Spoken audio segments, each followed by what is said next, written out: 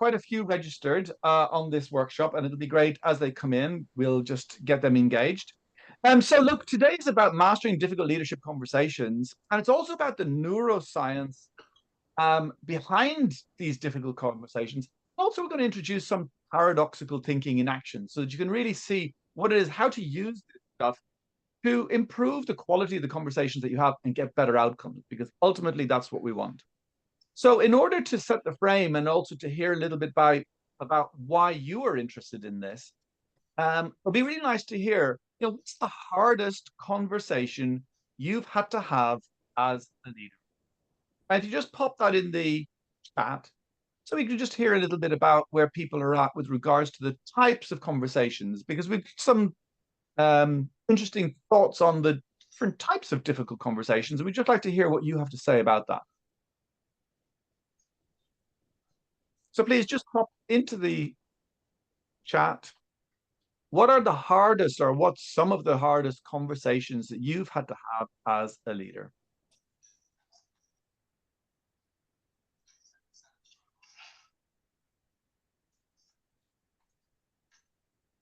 Just giving people time to discuss and put things down. Sim's gone in at the sharp end. Yeah, thanks, Sim. Why you're on a redundancy list? Okay, yeah.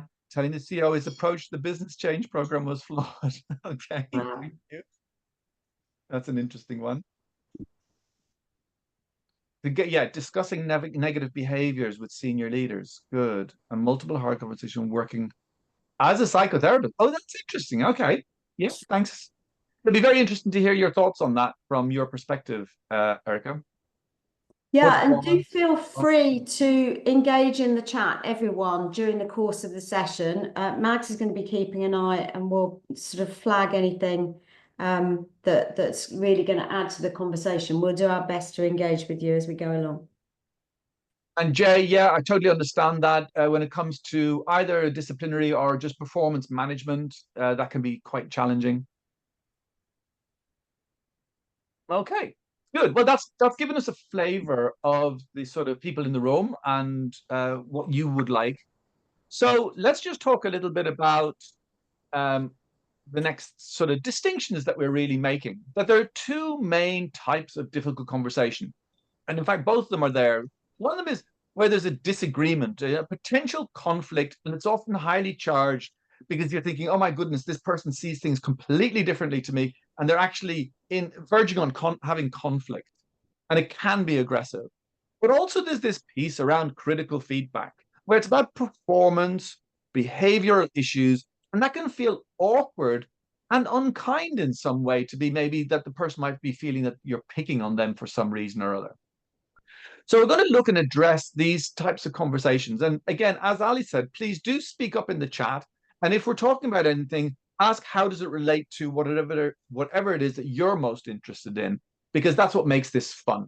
So the agenda in basic terms, we're going to talk a little bit about the neuroscience of difficult conversations. We're going to talk about the coaching mindset and that there's a paradox in a coaching mindset. And we're going to talk about the paradox of insightful curiosity, about how to be able to make sure that conversations are meaningful, and practical tips that you can use right away. So we'll wrap up with those practical tips. So let's get started. It's always nice to talk and set the scene a little bit, because we all have a brain.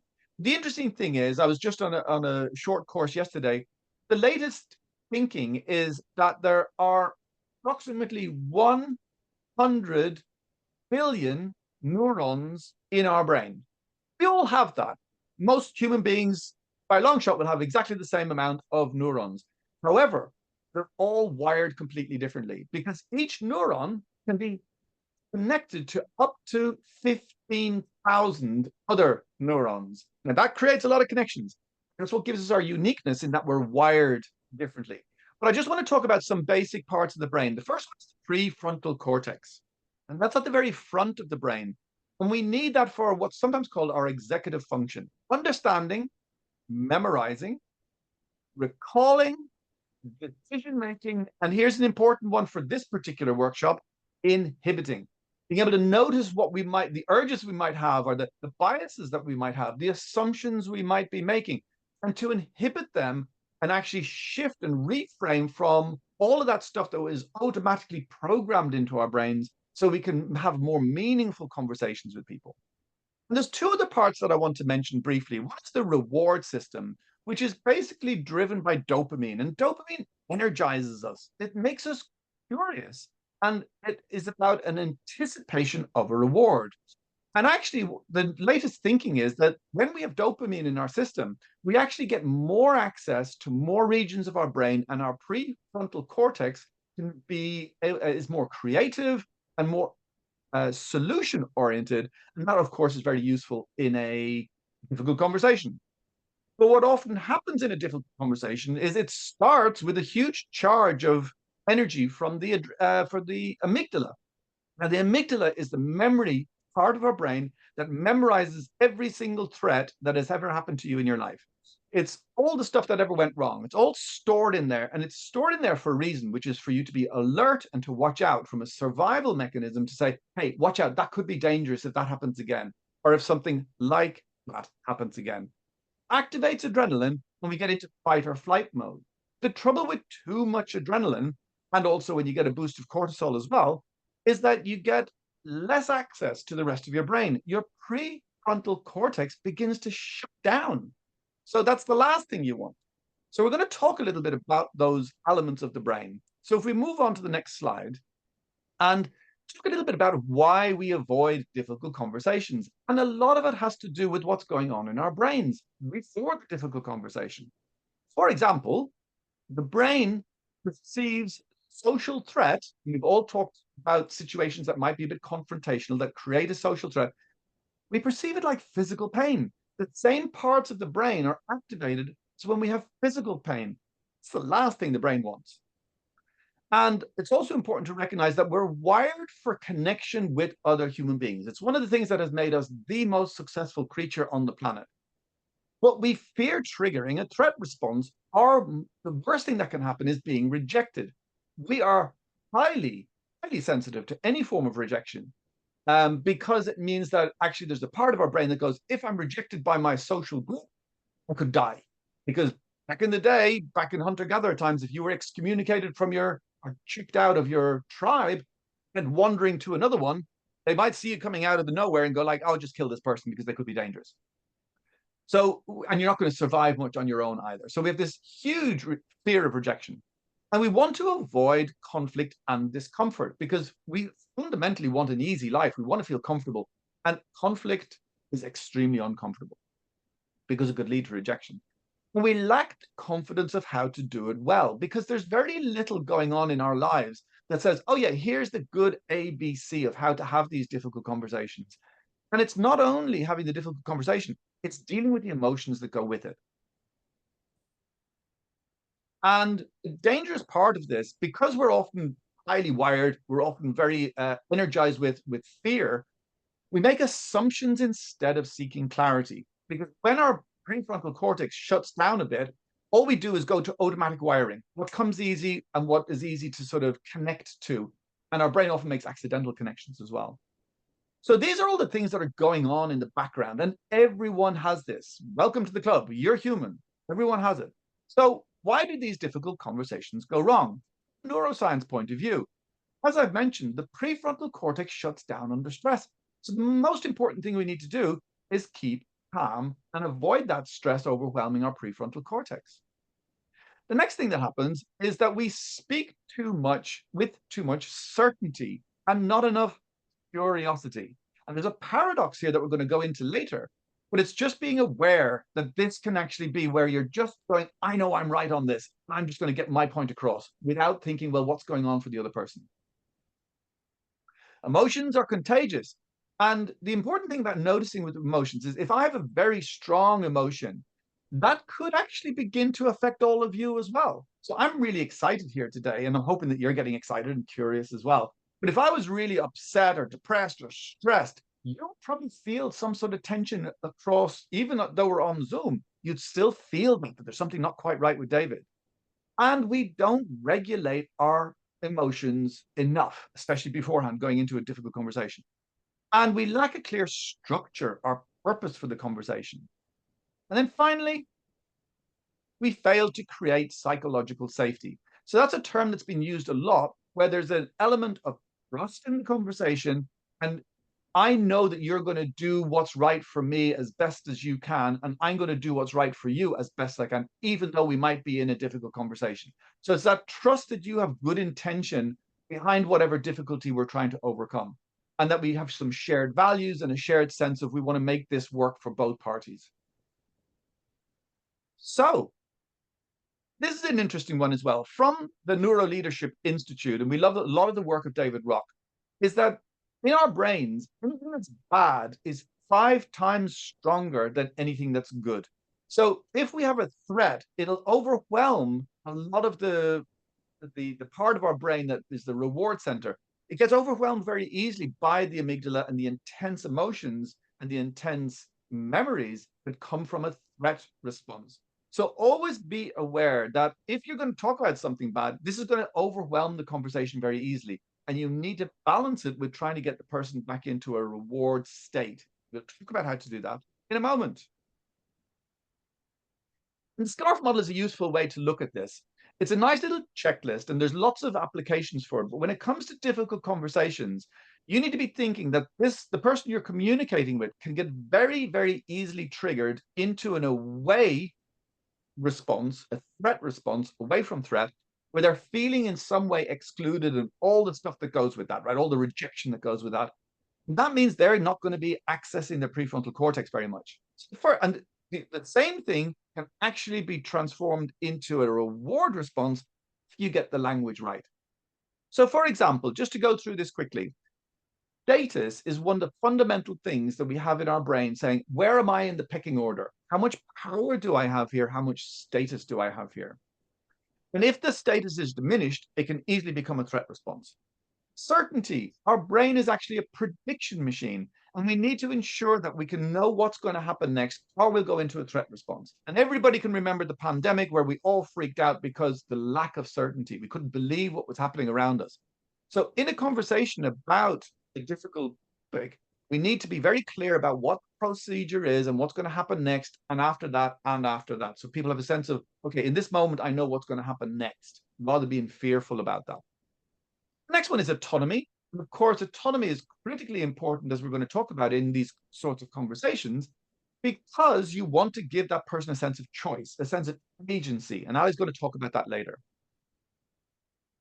Then we have relatedness. We've already talked about the importance of relatedness. So any form of conversation that might break relatedness or have me feel that you don't respect me and you don't respect our relationship is going to throw me into a threat response. We need to work towards how this conversation is taking place within the context of a larger relationship, the relationship of the team or the organization.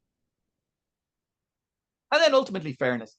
So we've got a very sensitive part of our brain that looks at whether there's an equitable deal here on the table. So human beings have a fundamental need for fairness in any relationship. And if that goes out of balance, again, there's an alarm bell that goes off in our brain that can have us be immediately going into a threat to say, this is unfair. And that can generate huge emotions, very strong emotions, and feelings of disgust.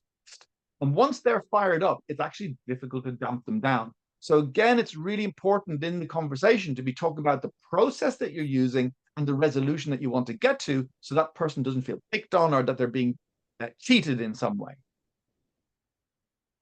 And all of those threats come together to create what we call an amygdala hijack. So the first thing we'd like you to be aware of is how to bring that down a bit. And the antidote to all of that threat response, all those triggers, well, the first one is take a few breaths. And it's important to relax on the out breath so you don't end up hyperventilating. So just take a breath for a moment, just get a feel for that. And then another one that's really nice that we like a lot is going into activating peripheral vision. And this is about being able to look out to the sides while maintaining a focus in front of you. So your focus is in front of you, but your attention is out to the sides. When we do this, we actually find that the whole brain and body relax considerably. So sometimes when you're in a very difficult conversation, it's really useful to notice what's going on either side of you and just being aware of that. And finally, a nice one is to think about mindful drinking. So most situations in a meeting or whatever, you're going to have a glass of water on the table, and you can just take a sip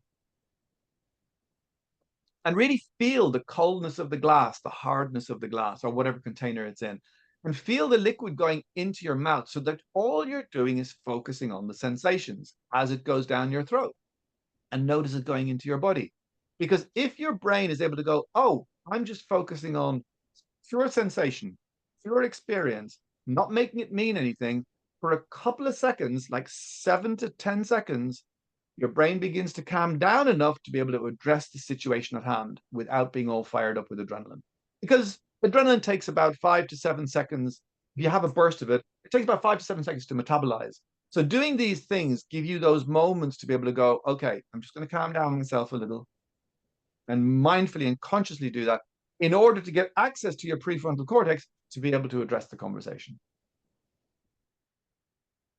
So I've covered a lot of information there. And because we like brain friendly stuff, I'd just like you to take 30 seconds just now and reflect and pause and notice what's happening in your brain with regards to the difficult conversation you mentioned earlier, the type of conversation, and what I've just been talking about. Just notice the connections in your brain. And then I'd love to hear a couple of thoughts. Just put a couple of your thoughts and observations and insights into the chat so we can hear it from you. Quite a lot of people in on the session now, which is great. So I'd love to hear, what connections has your brain made from what we've just discussed?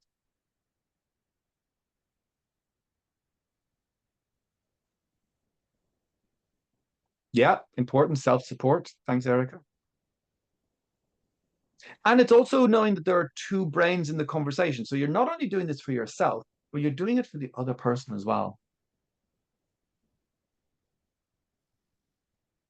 Any other thoughts or observations? Okay, visualization of the discussion. Well, this is the point. So when we're stressed, getting words out neatly and elegantly can become more challenging. And it does Yeah, take practice. Ali. well, I think thanks for putting in, it takes practice. I think also, as we're going to see as we move forwards during the session, it also takes planning. I think we very often expect that we're just going to be able to have these conversations and we're going to do it really, really well. And the more we've practiced and the more we've planned and prepared, the more likely it is that we can do it really well. Yeah, so Jay, adding more structure into the conversations, absolutely. Yeah. And that you really have done a lot of the thinking before and being aware that you are going to have some intense emotions, so you can label those emotions and begin to dampen them so they're not hijacking your prefrontal cortex.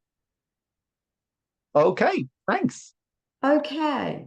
So, if I pick up the thread there, so we're understanding that there's a lot of complexity going on in all of the brains involved in the conversation. So let's assume we're talking about two people, and there's my brain, and I need to be conscious of how I'm feeling and how I'm responding and reacting in the moment.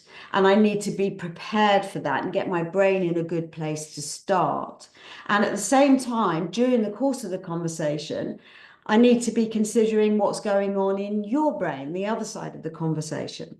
So there's an awful lot of having to have this awareness of what's going on between these two things. And there is a lot to be said for preparing and getting into the right space at the outset. So a model I'm sure lots of you are familiar with that we find really helpful in this regard is to just remind yourself before the conversation about how we affect each other. And the Batari box gives us a really simple framework for that. So my attitude in approaching this conversation is really important because my attitude affects my behavior. So if I come into this feeling aggrieved at the way you've behaved, that's perhaps going to make my behavior a little bit more aggressive than might be helpful. And then my behavior affects your attitude. So if I come in accusing you of something, then obviously you're going to be defending yourself and be wanting to sort of perhaps lash out back at me in retaliation. So that then affects your behavior. So before I come into this conversation, the first thing I need to do is really get myself in the right mindset, the right frame of mind, come to it with the right attitude. And then that sets the tone for a really constructive conversation. In terms of mindset, then we also talk about adopting a coaching mindset. And there are a couple of things about that are important. First of all, it's really easy to imagine that this is all going to come as a complete surprise, and occasionally it does. But more often than not, when we go into a difficult conversation, the other person, at least at some subconscious level, is aware that there's an issue, there's a topic that needs to be discussed. And consequently, there isn't that necessarily that element of surprise that we might imagine. So bear in mind that they probably know, so it's not perhaps going to be as bad as you think.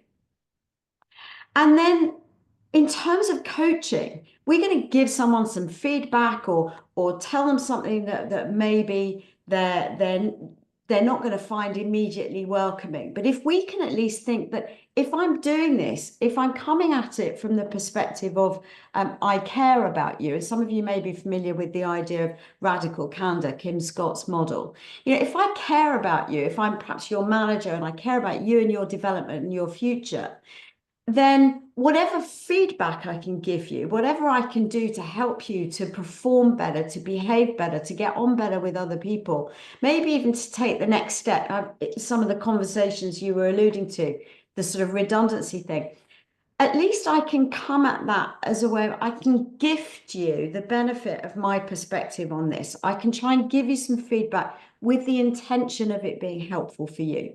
So the idea is that I'm then reframing that feedback that I'm going to give you as a gift that's going to, in some way, benefit you. And then, particularly in a performance or behavior context, thinking about this idea, I'm sure we're all familiar with the idea of tough love. If you refer back to those of us who are parents, I think get this very easily. Sometimes you have to set boundaries. You have to not just give in to what the child needs in that case, because it's in their long-term best interest. And so when we're giving this perhaps difficult feedback that's perhaps hard for people to hear, just remembering that we're doing that from a good place, and that perhaps this idea of, I'm not going to let you fail when I'm your manager. I'm actually, it's my responsibility to help you to be the best that you can possibly be. And you need this feedback, this gift of feedback in order to achieve that.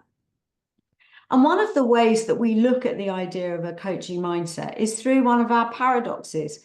Regular visitors to our sessions will be familiar with this layout. And what we're looking at here in the paradox of a coaching mindset is this idea that we can enforce, we can insist that you meet our expectations in terms of meeting rules and achieving performance expectations that we've clarified for you. You can do that at the same time as being warm and empathic. It's not either or, it's both and. And so if we look at the potential combinations here, up the left, we have the trait of enforcing, tendency to insist upon necessary rules being followed. If we enforce with low warmth and empathy, well, then obviously that feedback is going to be perceived as harsh, and that conversation is going to be framed by that. Conversely, if we are just warm and empathic and understanding, and I realize why you couldn't do what I needed you to do, and I'm not going to make sure that you do it by enforcing, well, then in that case, my behavior is now permissive. And that's not necessarily in your best interest in the long term. If we're high on both enforcing and warmth and empathy, we get this wonderfully powerful trait of compassionate enforcing. So we're helping you to be what you need to be within the team, within the organizational context, but also in terms of fulfilling your long-term potential. And very rarely we see low scores on both enforcing and warmth and empathy. And we would call that cool permissiveness. It's a sort of watching from a distance and just allowing things to unfold. So getting yourself into the right mindset for these conversations and preparing that in advance is really, really important. David. So this is one of my favorite drawings. We can see what's going on here, but who's right is the question I always ask myself. Because if you look at that, like one's saying 6, the other's saying 9, what do you reckon? They're both right. Okay. So it's interesting to notice that we can see that. But again, I always ask myself the question, how come it's so easy for us to see and so difficult for them? And that has a lot to do with what Ali was saying earlier about noticing, thank you, Clive, perspective. It's all about perspective. So one of the fundamental things here is to be able to walk over to the other side, to really step step into the other person's shoes, to be able to understand what is going on for them. And unless both parties do that, there's always going to be some disagreement going on, and it can get very, very heated. But another useful perspective is this perspective that we as observers have, because we can see at a glance what's going on, where it's much more difficult for the individual characters, Mr. 6 or Mr. 9, for them to actually see what's going on. They have to do the movement to the other. Where also, if they could step back into what we call often a third position, the observer position, that allows different things to go on in your brain, but also in the see the dynamics of the relationship. So it's really, really important in any difficult relationship to maintain some sense of perspective, maintain some sense of distance from it, so you're less emotionally charged and you can observe what's going on as well as what's going on. And we love this from Stephen Covey. I remember I read the book when it first came out, and this whole notion of seek first to understand before trying to be understood. And that means being really curious to really find out what's going on for them before trying to make myself understood. And we love that phrase and use it a lot because it has a lot to do with this paradox that we're just going to talk about, which is the paradox of insightful curiosity. And that's the tendency to explore different viewpoints, but not only just explore different viewpoints, make conclusions and express what your own thoughts are, express your own opinions. So open and reflective is the tendency to reflect upon many different viewpoints, which is very healthy. However, not enough in and of itself, because unless I hear your opinions and your tendency to feel confident in your own opinion, I'll never really know what you're thinking. So I'll never really get to understand you. So both parties need to be able to be certain and open reflective, because if only certainty is there, if we only have certainty and low open and reflective, we're going to get into this situation where I'm right and you're wrong. And if both parties are doing that, we're never going to get anywhere because things just become very dogmatic. Whereas if we're very open and reflective, but low uncertain, well, then we get this thing where we call it inconclusive, because sort of ideas being put on the table, but no one's actually saying, well, this is what this now means. No decisions are being made, no conclusions are being reached. And that means that there's no resolution possible with regards to the issues that are under discussion. So what we need is both of these things together in equal measure, and that's when we get truth exploring. And this is all about ensuring that you're after what's right rather than who is right. So often you see people and there's a difficult conversation happening, and one is trying to persuade the other that they're right and the other is wrong, but the other one is trying to do that as well.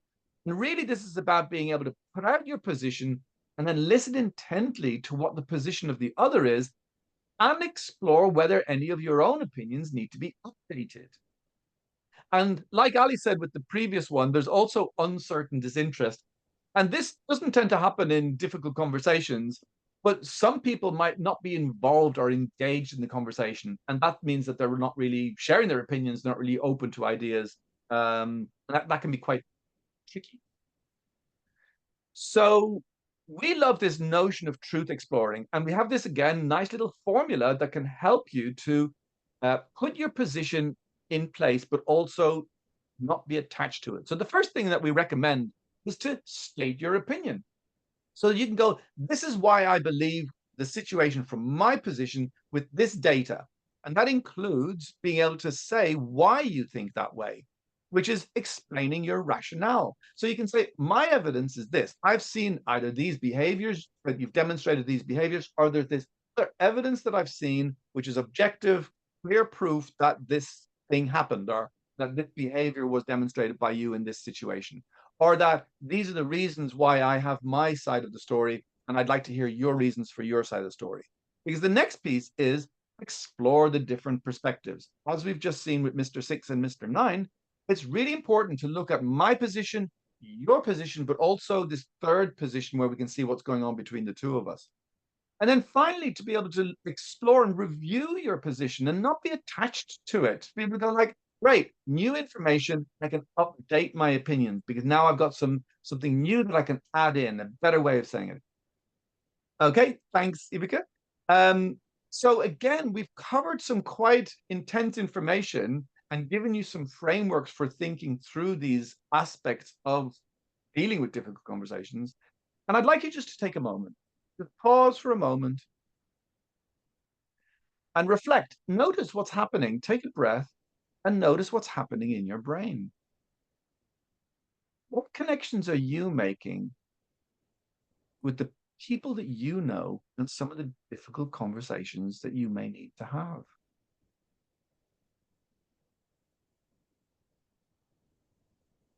Just be observant of the connections, especially with regards to a conversation that you may need to have. It's a difficult one. And I'd love to hear your thoughts. So put something into the chat so we can see what's going on in your brains. We're always curious about what's going on in your brains.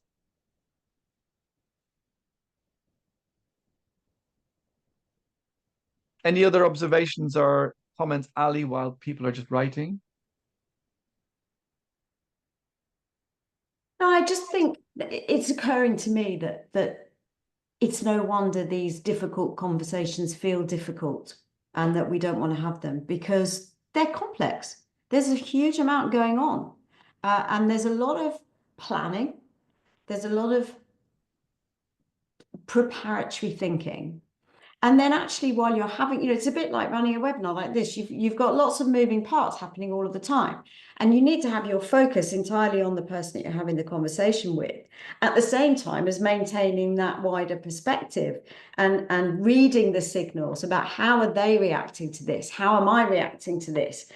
What's my attitude like? How's my behavior? How is that affecting them? How are they affecting me?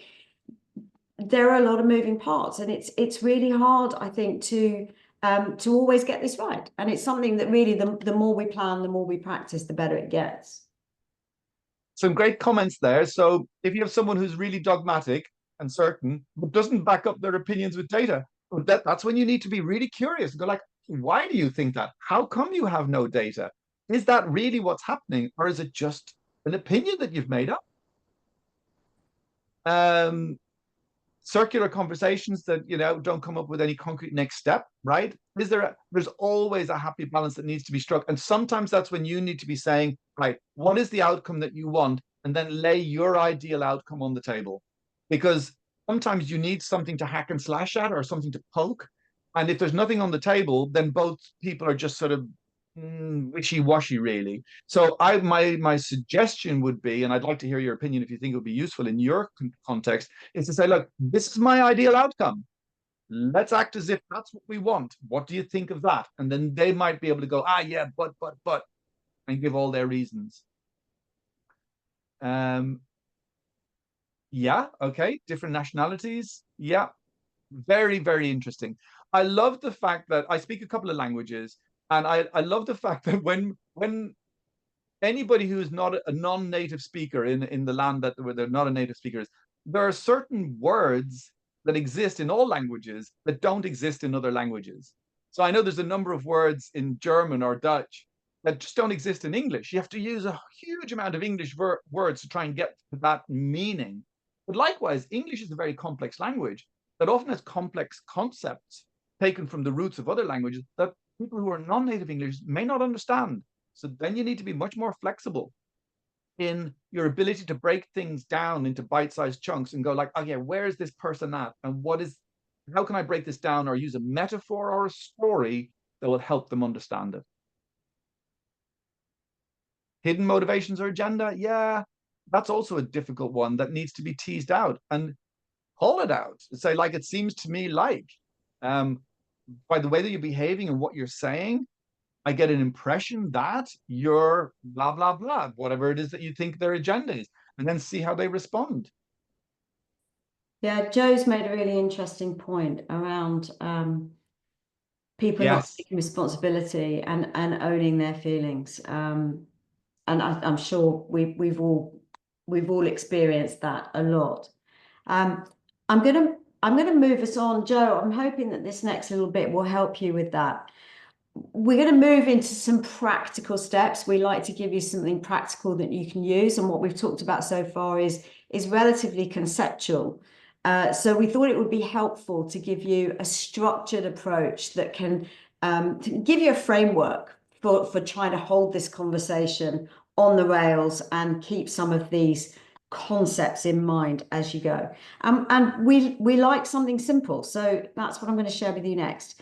There are lots of tools, there are lots of structured frameworks for dealing with difficult or challenging conversations. And our preference, particularly because it has this two sides to it, this idea that this is a conversation and that we have a joint responsibility for the outcome and how successful this conversation is. We like to use the ask, tell, ask framework. And it starts with the notion of, well, I need to ask, I want to give you some feedback maybe about performance, but rather than just diving in and giving you that feedback with all of my assumptions and biases, I'm going to start actually by giving you the floor. So I'm going to ask you, start by being curious and ask you things like, well, how do you think you're performing? What's going well? What needs improvement? How do you feel about the dynamics in the team? And maybe how do you think that went? This helps us a lot by A, not projecting everything that we want to say all at once and just getting them to be defensive. But it's about coaching style, taking that coaching mindset and really being curious about where they're at. And this really helps us with identifying how much awareness they already have of where their performance is in line with our expectations. So it's a really powerful approach. It's also empowering. It's making them an equal partner in this conversation, which should help to keep us away from that defensive sort of fight or flight response. Having asked the question, we then need to also follow through with that by being really active in our listening. Now, we all know this is a huge topic and we could talk about this, all day, but some key tips. One, open-ended questions. A powerful question, a few words from me, then should lead to lots of words from you. And I'm now showing a genuine interest. I'm doing all of the body language, I'm making eye contact, I'm maybe nodding, these sorts of things, and perhaps asking probing questions to really see, to demonstrate that I'm genuinely interested in what you're saying. Also, avoid interrupting because I'm genuinely interested in what you're saying and I want to hear it from your perspective. And then a pause before responding allows you the opportunity to think about your response and give a considered response. If you're ready, if you know you're going to pause, it also helps prevent something that's very common, which is I'm not really listening to you because I'm too busy thinking about how I'm going to respond. So give yourself time and space to do that. And I'd then just like to add a little. go on. No, well, once you've finished, I just want to add a little neuroscience to this.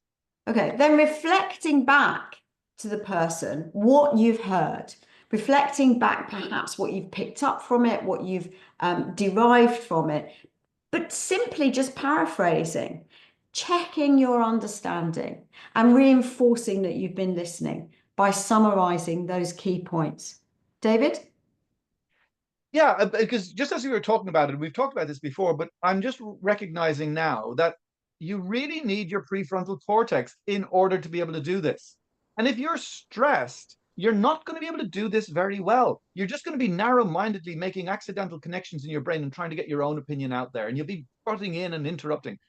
The ability to be calm, relaxed, and therefore have full access to your prefrontal cortex will make you much more effective at this bit. Absolutely. So that's our ask phase. Then we move into our tell phase. And this is where we have the opportunity to get across the feedback, the message that we believe as a gift is important for us to get across. And the key here is that it needs to be evidence-based rather than just opinion.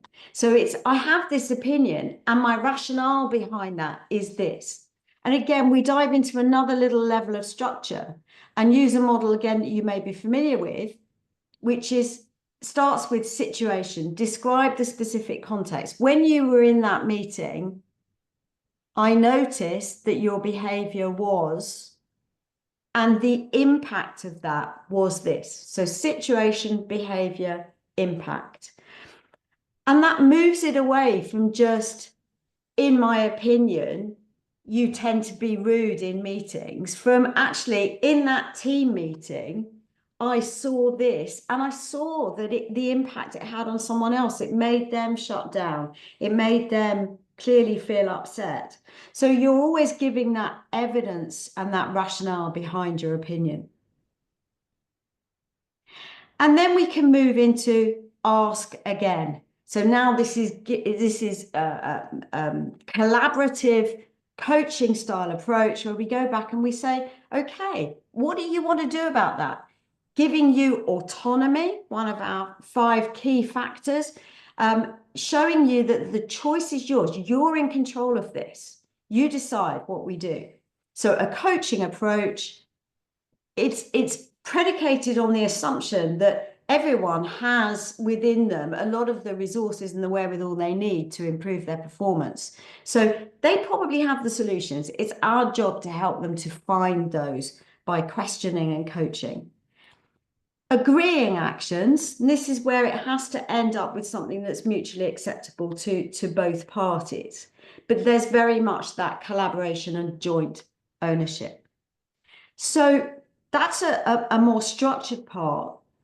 So once again, just take 30 seconds and now pause and reflect perhaps on those initial conversations that you had in mind and ask yourself perhaps which aspects of this you might find most useful or how that's making you feel. And please do share in the chat.